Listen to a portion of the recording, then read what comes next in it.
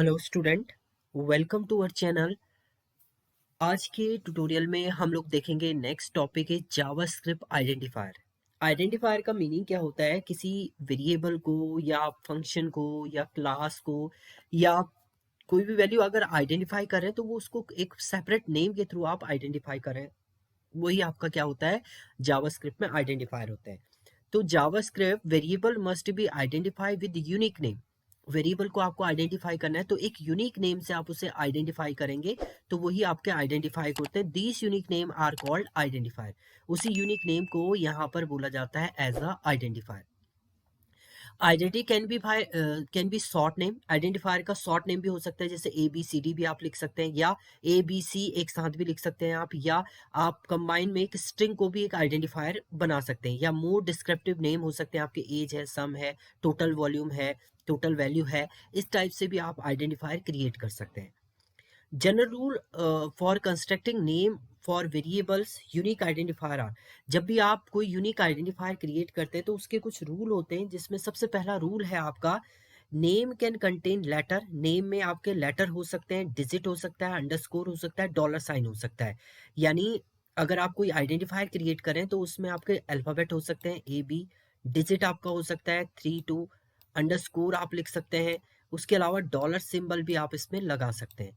इसके बाद आप वैल्यू असाइन करेंगे तो ये आपका एक आइडेंटिफायर हो सकता है। इसको आप फंक्शन का नेम लिखना है तो वो भी आप ये लिख सकते हैं, क्लास आपको लिखनी है वो भी आप सेम लिख सकते हैं।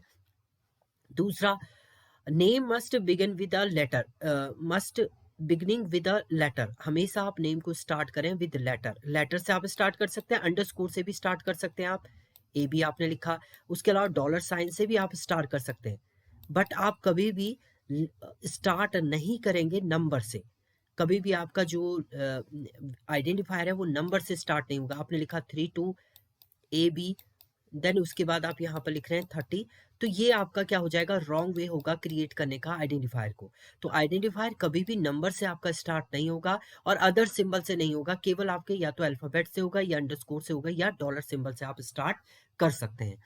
इसके बाद अगर आइडेंटिफायर की बात करते हैं तो आइडेंटिफायर हमेशा आपके केस सेंसिटिव रहते हैं। केस सेंसिटिव का मीनिंग है, आपने कोई आइडेंटिफायर डिफाइन किया है, ए बी इक्वल टू आपने लिखा है 10।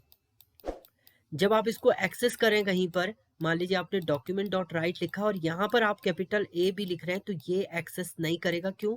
क्योंकि आपका जो आइडेंटिफायर होता है वो केस सेंसिटिव रहता है। जैसा आपने आइडेंटिफायर की वैल्यू डिफाइन की हो जिसमें भी अल्फाबेट में, वही अल्फाबेट आपको लिखने पड़ेंगे स्मॉल और कैपिटल फॉर्मेट में।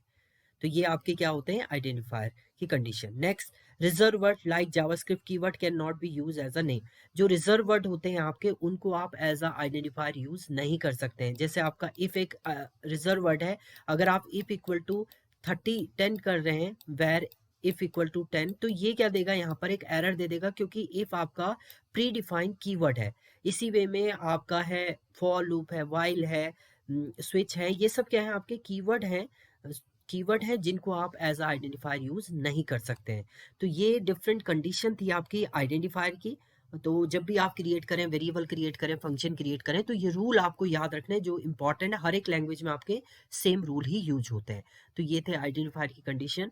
Thank you student.